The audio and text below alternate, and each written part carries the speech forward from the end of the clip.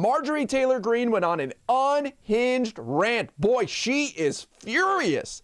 She is now blaming Speaker Mike Johnson for all of the Republican Party's problems and saying that he will single-handedly be responsible for their losses in November. You got to see this. Watch. This is different. They're angry on a whole nother level.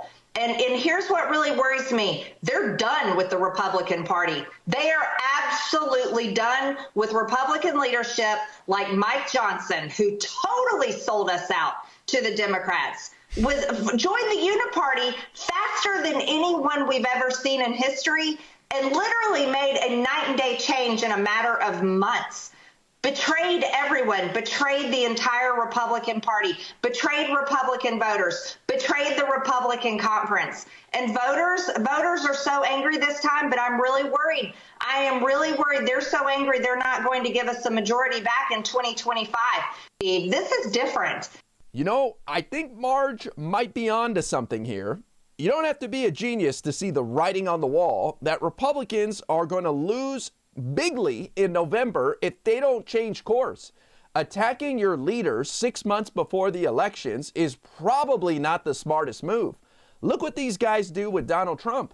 They have circled the wagons a long time ago and will defend anything he says, any weird policy position he comes up with.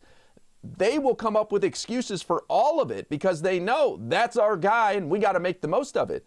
But for some reason, Mike Johnson doesn't get the same treatment in the House. And I don't know what that is. Beyond some sort of personal thing with Marjorie Taylor Greene, if you remember, she really put her lot in with Kevin McCarthy. She became one of his lieutenants back when he became Speaker and helped him become Speaker. And it was an odd change for someone like Marjorie Taylor Greene because she had been a rabble-rouser on the sidelines, and now all of a sudden she became a bit of establishment, and she got canceled by the far right for that.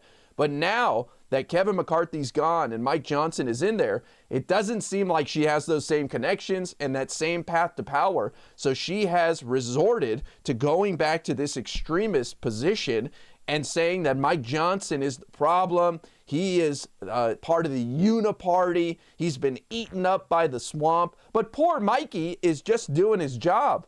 Now, I'm not a fan of Mike Johnson. I'm a Democrat. I love seeing these guys punch each other in the face and bring their whole party down.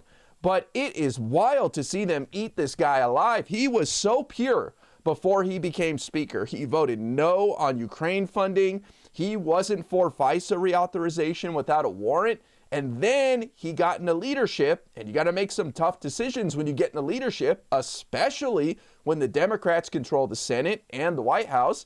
And that's exactly what he did. It is so obvious that these Republicans like Marjorie Taylor Greene do not want to be in power. They would rather sit on the sidelines and point fingers and blame those in power for our problems instead of proposing solutions, instead of coming up with ideas on how to work with those that you don't agree with to come up with bipartisan solutions for our country. That's hard work.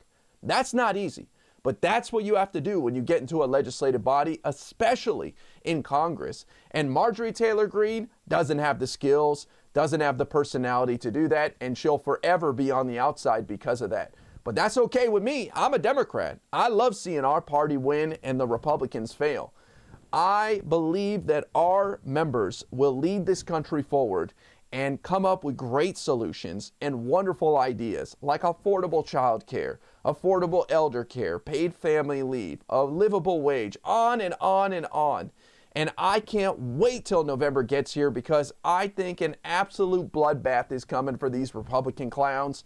They are doing everything they can to lose. It is incredible to watch. November cannot get here fast enough. Just wait. Don't worry about the polls. A lot of people aren't paying attention. All they see is some negative news that gets to the top of their feed on TikTok or whatever. But as we get close to the election, you're going to start to see Biden's numbers go up. You're already seeing it. Biden's approval rating already going up, and Trump's going in the other direction, and I don't see that changing. What is Trump going to do to win more people over? They're going to feel sorry for him that he is in court as a criminal defendant? I don't think so.